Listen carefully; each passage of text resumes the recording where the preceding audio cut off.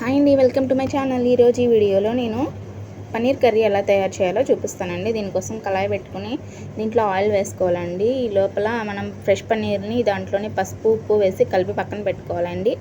So ఇప్పుడు కళాయిలో మనం హోల్ గరం మసాలా తీసుకొని దాంట్లోనే ఉల్లిపాయ, పచ్చిమిరపకాయ, టొమాటో 3 పెద్ద పెద్ద ముక్కలుగా కట్ చేసుకొని వేయించుకోవాలండి.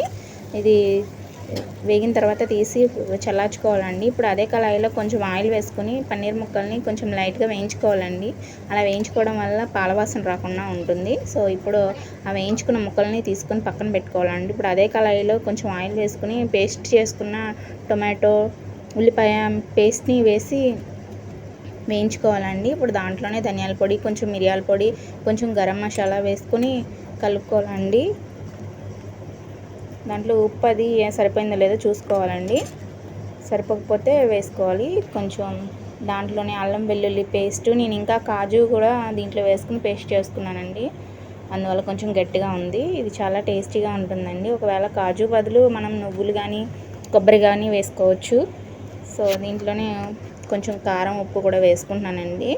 ఇది చాలా హెల్తీగా అండి. దీంట్లో హై క్వాంటిటీ కాల్షియం ఉంటుందండి. ఇది పిల్లలకు కానీ పెద్దలకు కానీ అందరికీ చాలా నచ్చుతుంది. ఇది వెజ్ బిర్యానీలో కానీ చపాతీల్లో కానీ చాలా బాగుంటుందండి. అది ఒకసారి ట్రై చేయండి. వీడియో కనుక నచ్చినట్లయితే నా ఛానల్ని సబ్స్క్రైబ్ చేసుకోండి, లైక్ చేయండి, షేర్ చేయండి. ఇప్పుడు వేయించి పక్కన పెట్టుకున్న పన్నీర్ ముక్కల్ని ఈ గ్రేవీలో వేసుకుని కలుపుకోవాలండి.